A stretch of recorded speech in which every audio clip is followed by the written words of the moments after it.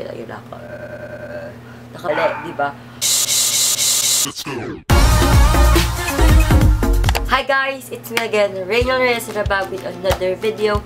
At itong video na to ay Musical.ly transition tutorial. Part, ano naman to? Part 4 or part 5? Hindi ko na alam. Basta nagbabalik na naman ako sa bagong tutorial. Pagpasensya nyo na yung boses ko kasi may sipon ako at may ubo. At lagdat at the same time. So, pagpasensya na lang. Gusto ko talaga mag-film at gusto ko gumawa ng content para sa inyo kasi sobrang naging inactive ako this past few weeks. So, gusto ko bumawi sa inyo. So, bago nga tayo mag-umpisa, if you haven't subscribed to my channel, click mo lang yung red button sa ibaba at yung katabi niyang bell para nga ma-notify ka every upload ko ng video. At follow all my social medias, Instagram, Twitter, Snapchat, Musical.ly, at ang aking vlog site ay lahat yan nasa description box. At huwag mo natin kalimutan mag-subscribe sa aking vlogging channel na Rainiel's Vlog. So without further ado, let's get on to the video. Hindi ko na naman alam yung mga tawag sa transitions na to, or itong transition na to. Hindi ko talaga alam yung mga tawag sa kanila. Pero, tawagin na lang natin siyang twirl transition. Kung may twirl transition, tatawagin ko na lang siyang twirl transition kasi parang nag-twirl or nag-twist sa ulo mo. Basta, mapakita ko na lang sa inyo sila. So, huwag muna tayo ng Musical.ly.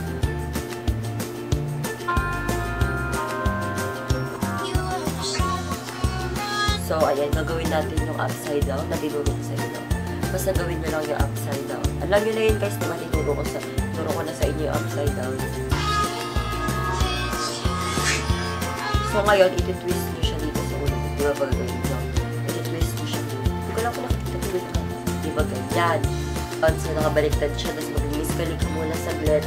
Then, iti-twist nyo lang siya dito sa ulo. So, pagtapos nyo siya i-twist, babalik ka rin yun na, di ba, nakaganyan yung phone. Ang gagawin nyo, gagawin nyo siya. At mukha siya mag-twirl or mag-twist. Ayan, panoorin na natin. Sana guys, na-gets nyo kasi ang hirap mag-explain talaga.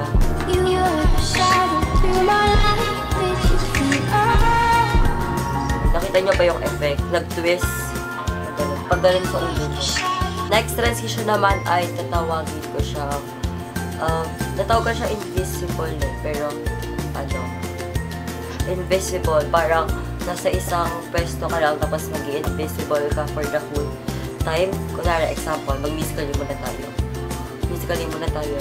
Tawagin ko siya invisible transition. Hindi ko talaga alam kung anong mga tawag sa mga transition, pero gawin muna natin.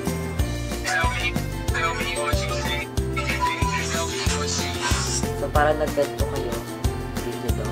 Para mag-iis na. Tapos, hawakan niyo yung papsakat na kayo. Tapos, dapat yung position, hindi gagalaw. So, ganyan. Wala dapat tao sa frame. So, i-trans out nyo na lang kung gusto nyo. Kung gusto nyo ng maikli lang na invisible, kayo ng trans out. Kunwari, ayan, gumamit ako kanina ng 360 spin. Ginanong ko siya. So, para i-continue ko yung Musical.ly, nagawa ko din. Ganyan, smoke, tapos bigla mawawala ka sa frame. Okay, nag-ano naman ako, side spin. So, panoorin na natin.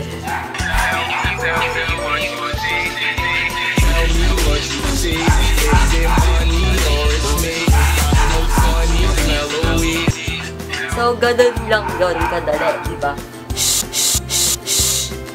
Ingay. Next transition ay circle transition. Hindi ko din alam kung anong tawag ito sa transition na to, pero parang nadi-describe ko siya as circle kasi parang circle gagawin. Alam ko na parang yan na to sa mga nag-Musical.ly. Simply gagawin nyo lang, di ba kung nag-Musical.ly kayo muna. Then, parang igaganon nyo yung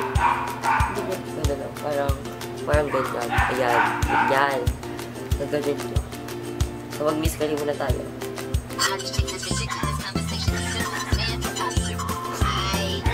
So, ayun, ginanong ko na siya. So, ang gagawin naman, iba-backcam mo. Ayan, naka-backcam na siya. Ayan, nakikita yun ako. Naka-backcam na siya. So, para maging maganda yung effect, gagawin mo, di ba ganyan? Yan, nakaganyan. Tapos ilalapit mo siya ganyan sa camera mo. Tapos magkakaroon na siya ng effect na parang circle thingy. So, nag-360 spin ulit ako. Then, ginawa ko ulit yun.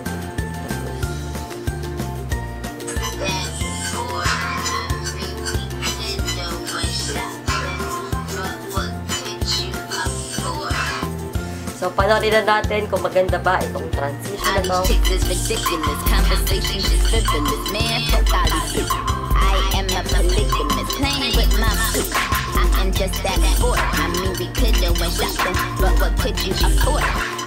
Yung nakita niyo ba guys yung effect? Diba? Ganun lang kadali. Madali lang talaga. Pero hindi ko lang alam sa inyo kung you find it hard. Kasi nung una, nung inaaral ko yung mga transitions na ituturo ko sa inyo ngayon, sobrang hirap as in. Pero, feeling ko naman na explain ko siya ng maayos. Pero kung hindi niya talaga maintindihan, i-comment niyo lang yan sa ibaba para matulungan ko kayo, di ba? So, i-end ko na nga tong video na to dito. Kung nagustuhan niyo tong transition na to and you find it helpful, give it a big thumbs up. And subscribe to my channel. Nakalagay lang yung red button sa ibaba. At yung katabi niyang bell para nga ma-notify ka every upload ko ng video. At follow all my social medias, Instagram, Twitter, Musical.ly, Snapchat. All the links are nasa description box. And subscribe to mga vlogging channel. Reynolds Vlogs. Andun yung mga vlogs ko guys. So, panoorin nyo lang. So, ayun. See you guys on my next video or vlogs. Paalam! Peer!